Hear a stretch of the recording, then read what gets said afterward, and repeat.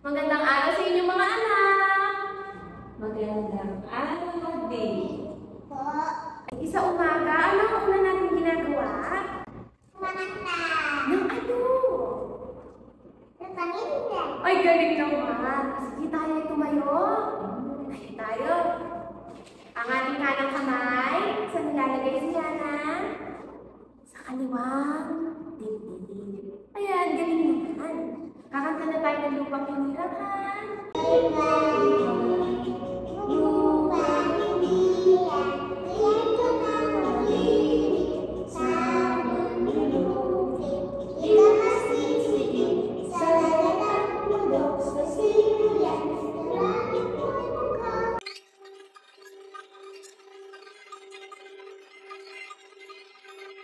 Bago tayo magsimula sa ating klase, manghingi muna tayo ng patnubay sa Diyos para sa araw ito. Diana, pamunuan mo ang ating panalangin. Halika, dito ka sa akin. Ayan. Manalangin tayo, ha? Okay. Father, the Son, the Holy Spirit, Amen. Angel of God, my guardian, the good of Amen. The Father, the Son, the Holy Spirit, Amen. Salamat, Diana, kung sa'yo ng iyong panalangin. Magandang araw mga bata, kayo ba ay kumain na? Ikaw ba ay busog-lusog? Ay, busog-lusog ka rin naman. Tingnan natin ngayon kung kumpleto ang klase. Meron bang lumiban ngayon? Kumpleto.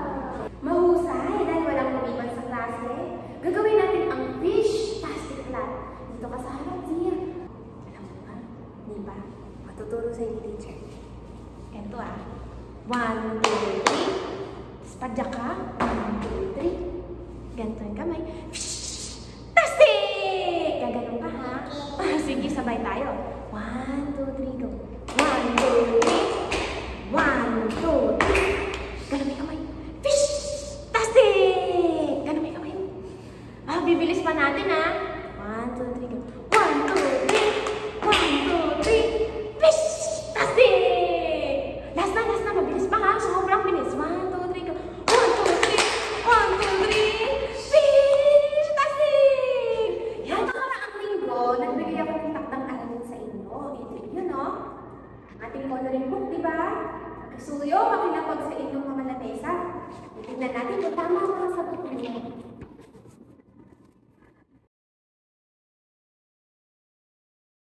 Okay, dahil lang kita. Papayaran ko sa yung mga fish ko. Okay, very good, nakikinig.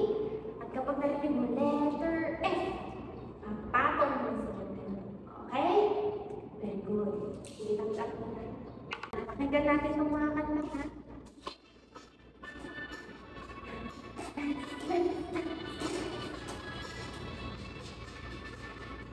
Fish starts with letter F. Letter F. Letter F. Fish starts with letter F. Sabay! Fish starts with letter F. Letter F. Letter F. Fish starts with letter F. Ay, ganda naman. Anong napansin ninyo sa ating kanta? Taas ang kamay sa mga gusto sumagot. Masaya. Ay, masaya. Galing-galing naman. Ano bang napansin nyo? Sige nga. Nagustuhan ni Mami. Ay, gusto yung mga fish. Ako din nagustuhan ko. Ano pa kaya? Isip tayo. Letter F. Letter F. Tama. Yun. Ang napansin mo sa ating kanta. Letter F. Ngayon, isip kayo ng mga bagay na makikita sa school na nagsisimula sa letter F. Sige nga, Zia. Mango. Flag, very good. Ano pa kaya? Isip pa kayo. Flower. Flower, very good. Sige, isa pa. Last na. Ano pa? 5. Number 5. Oo, pwede yun. Mga bata, importante pag-aralan natin ang alpabeto para matuto tayo magbasa at magsulat. Para saan na nga pag-aaral natin ng alpabeto? pagbabasa at pagsusulat. Alam niyo ba ang letter F ay pang-anim sa alphabet? Kantahin natin ang alfabeto ng mabagal. At kapag sinabi kong stop, hihinto kayo. Ayun. Kanta tayo ng alfabeto. Sabayan ni teacher. Mabagal tayo, siya mabagal nila. Okay? A, B, C, D, E, F, stop! Isa pa. Mabagal pa. A, B, C, D, E, F, stop! Yun. Magaling! Paano natin sasabihin ang letter F? Ilagay ang inyong mga ngipin sa ibabang labi at bumuga ng hangin. Parang ganito. Inagayahin niyo si teacher. Ayos. Naiintindihan niyo kung paano bigkasin ang letrang F. Ito ang malaking F. At ito naman, maliit na F. Ganito ang tamang pagsulat ng letra F. Siya, papakita ko sa iyo. Isang mahabang linya na may dalawang natutulog. Pwede mo bang gayahin ang ginawa ni teacher? Apa. Okay.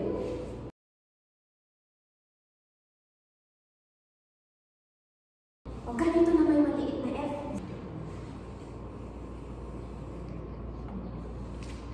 Yan.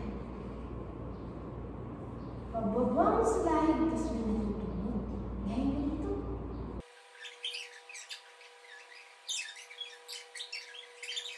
Galing nyo naman sumunod.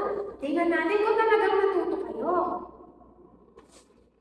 Dito, susundan nyo lang ang mga linya para mabuo ang letter F. Huwag kayong mag-alala. Tutulungan naman kayo ni teacher kapag may kailangan kayo. Yan, dito sa harap. Joy, pwede bang mauna kang mag-trace? Ngayon naman, maglalaro tayo. Mumamalengke tayo. Pili kayo kung anong gusto nyong bilhin. Flower ba? Fish ba? Tinidor or fork sa English? Or mga fruit? Ngayon, anong gusto niyong bilhin? Sige nga, Zia, anong gusto mo? Flower! Sige.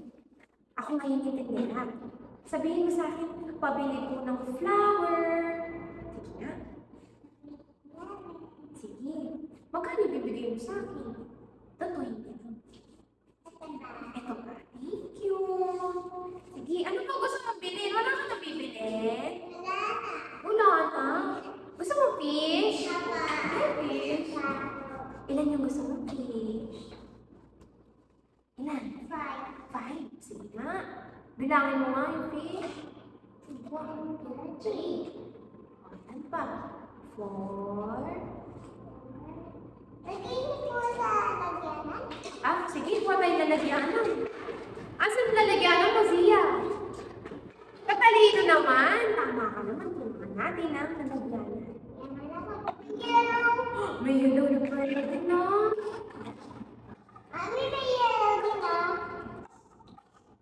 Sige. Ito kay mga fish ninyo.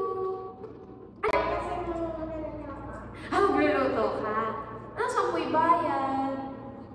Isa lang po. Thank you po.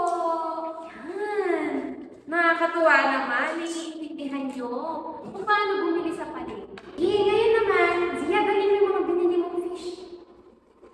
Yan. Dito, maglalaro tayo. Alam mo itsura ng letter F? Ay, magbabayad ka ulit. Thank you. May papagawa ako sa'yo. Magbubuo tayo ng letter F. Pero gamit pa mga fish. Ano yun? Tutulungan kita, may gagawin tayo. Hindi nga, buo ka. Suksok mo itong sa butas. Ito. Dito. Yan. Pwede mo ba lagyan dito? Palas na. Yan. Tingnan natin sa malayo. Bukas ang letter F. Saan ka ba letter F?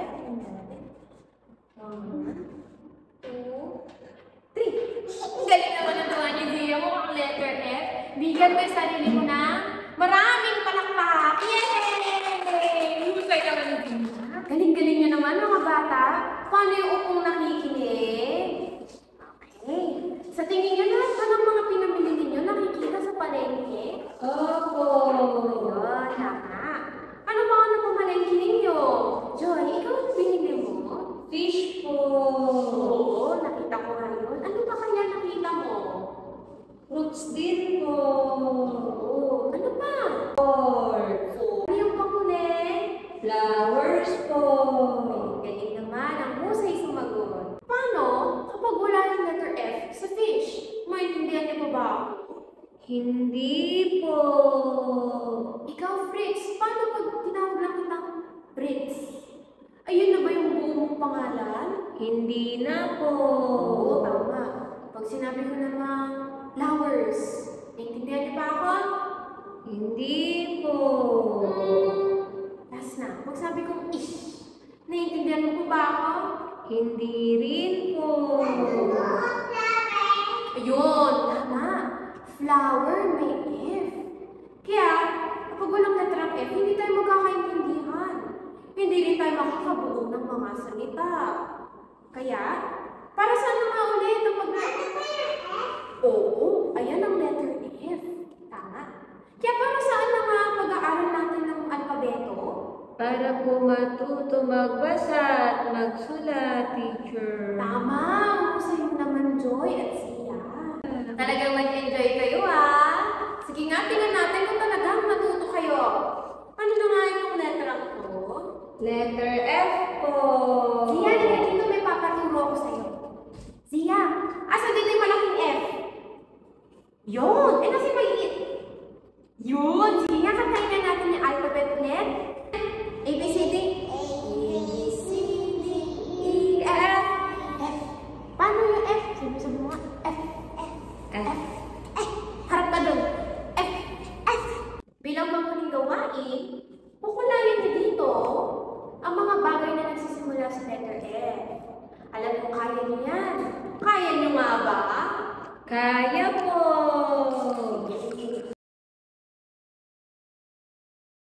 May takdang aralin tayo at bukas niyo yung ipapasa. Ilalagay ko ito sa inyong assignment notebook. Ang gagawin ninyo, mag-iisip kayo ng mga bagay na nagsisimula sa letter F na gusto niyo ibigay sa inyong miyembro ng pamilya. Ipapaalala ko rin ito sa mga magulang ninyo kapag dumating na sila. Kayo rin paalala niyo ito sa inyong mga magulang. Na, sagot kayo ng opo kung naiintindihan. Opo. Kailan ulit ipapasa ang assignment? Bukas po. Sige, tayo ngayon ay kumain! Yay! Tapos na, ma'am!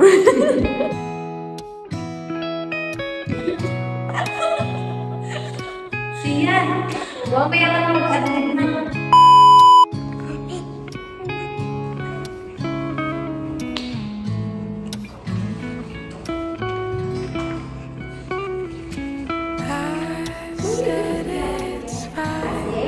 Pwede magsisiyang na ulit ang pakisulaan mo sa panalangin.